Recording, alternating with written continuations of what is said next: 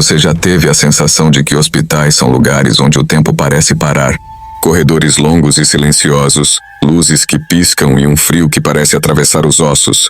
Agora imagine um hospital abandonado, esquecido pelo mundo, mas que nunca deixou de ser habitado. Na periferia de uma cidade amazônica, há um hospital com uma história tão sombria que as pessoas evitam até falar seu nome. Lá, não são apenas ecos que ressoam pelos corredores vazios. São vozes, são passos e algumas noites, até mesmo gritos. Prepare-se para conhecer o relato perturbador de O Hospital que Nunca Dorme, um lugar onde o tempo parou, mas as almas nunca descansaram. O Hospital São Judas foi inaugurado em 1962, em uma pequena cidade no interior da Amazônia. Com recursos limitados, mas com uma equipe dedicada, ele rapidamente se tornou o centro de saúde mais importante da região. Porém, desde o início, parecia haver algo errado. Os trabalhadores relatavam barulhos estranhos durante a construção. Ferramentas desapareciam, sombras passavam pelos corredores ainda em construção, e alguns afirmavam ouvir gemidos vindos de áreas inacabadas. A primeira tragédia aconteceu poucos meses após a inauguração. Um incêndio misterioso consumiu a ala infantil, matando 12 crianças e 3 enfermeiras. A causa do fogo nunca foi identificada, mas alguns disseram que ele começou do nada, sem qualquer explicação lógica. Após o incêndio, os funcionários começaram a relatar fenômenos inexplicáveis. Enfermeiras ouviam risadas infantis nos corredores.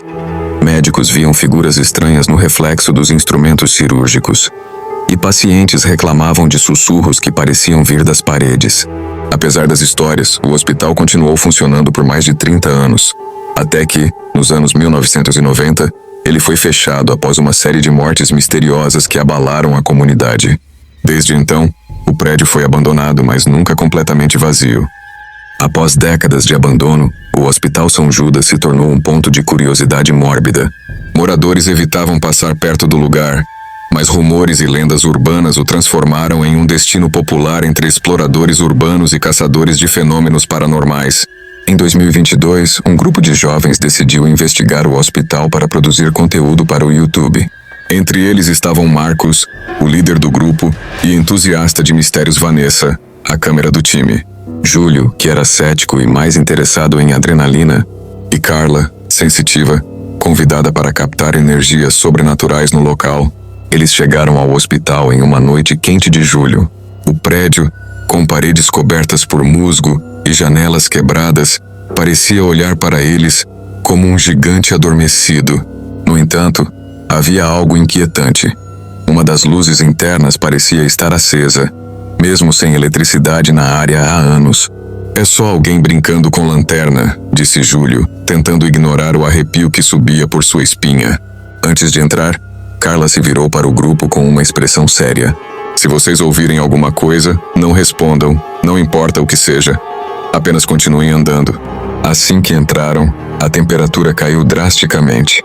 O ar era pesado, cheirava a mofo e algo metálico, como sangue seco. Vanessa filmava tudo enquanto o grupo avançava pelo saguão principal, cujas paredes estavam cobertas de pichações. Algumas diziam, "Saia enquanto pode." E outras simplesmente mostravam desenhos de olhos, como se vigiassem quem passava. No corredor principal, Carla parou abruptamente. "Vocês ouviram isso?" O grupo ficou em silêncio. Então veio o som, passos leves como os de uma criança correndo descalça. Eles vinham do fim do corredor, mas quando Marcos apontou sua lanterna, não havia nada ali. "Deve ser algum animal", disse Júlio, tentando manter o tom leve. Mas a expressão de Carla dizia outra coisa. Ela segurava o braço de Marcos com tanta força que suas unhas o arranhavam. "Não é um animal", sussurrou. "Tem algo nos observando." Sem aviso, Vanessa gritou e deixou a câmera cair. Quando a levantaram, ela estava pálida. Eu vi uma criança parada no corredor. Ela estava me olhando, mas os olhos dela eram completamente pretos.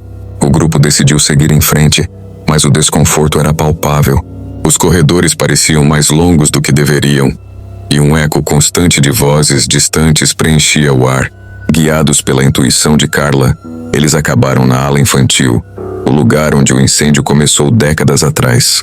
As camas estavam empilhadas em um canto, algumas cobertas de fuligem.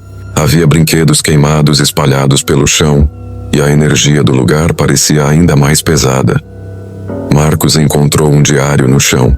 Era de uma das enfermeiras que havia morrido no incêndio. Ele leu em voz alta: "As crianças estão diferentes.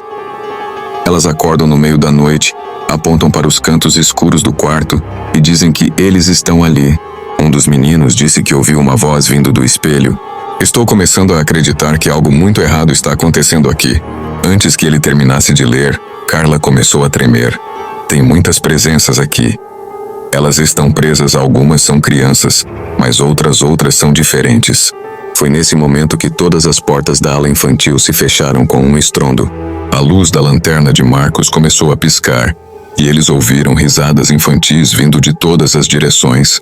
Vanessa apontou a câmera para o espelho em uma das paredes. O que ela captou foi suficiente para congelar o sangue de todos. Uma figura escura estava parada atrás do grupo, observando-os. Mas, ao se virarem, não havia nada ali. Desesperados para sair do hospital, o grupo tentou retornar ao saguão principal, mas os corredores pareciam mudar de lugar. "Estamos andando em círculos", gritou Júlio, enquanto as risadas continuavam ecoando ao redor deles. Foi então que Carla parou novamente. Ela olhou para uma escada que descia para o subsolo, onde ficava o necrotério. "É lá que tudo começou. Eu consigo sentir, como se algo estivesse preso lá embaixo." Apesar dos protestos, Marcos decidiu descer. Eles encontraram o necrotério em completo abandono, com macas enferrujadas e gavetas mortuárias entreabertas. No centro da sala, havia um símbolo desenhado no chão, feito de cinzas. Carla começou a chorar. "Isso é um selo. Alguém tentou conter alguma coisa aqui, mas falhou." De repente, a sala foi preenchida por um som ensurdecedor, como gritos de dezenas de pessoas. As gavetas começaram a se abrir e fechar sozinhas, e sombras surgiram nas paredes, movendo-se como se estivessem vivas. Marcos pegou Vanessa e Carla pelas mãos e começou a correr. Júlio hesitou por um momento, olhando para o símbolo no chão. "Se isso é o que está causando tudo isso, talvez seja a solução", murmurou antes de apagar o desenho com o pé. O grupo conseguiu escapar por uma janela quebrada, mas algo estava diferente. Júlio estava pálido e silencioso, e Carla não conseguia parar de chorar. Quando chegaram em casa, Vanessa revisou as gravações. Em várias partes do vídeo, figuras sombrias podiam ser vistas, sempre paradas no canto da tela, observando. Na última cena gravada no necrotério, antes de fugirem, havia algo que ninguém se lembrava de ter visto. Uma mão escura saindo do chão, segurando o pé de Júlio. No dia seguinte, Júlio desapareceu. Sua casa estava trancada por dentro, e seus amigos nunca mais ouviram falar dele. Carla jurava que ele agora fazia parte do hospital. Quanto ao São Judas, ele continua lá, intocado, esperando por novas almas corajosas ou ingênuas que ousem explorá-lo. O Hospital São Judas não é apenas uma construção abandonada, é uma armadilha. E como diz a lenda, quem entra dificilmente sai.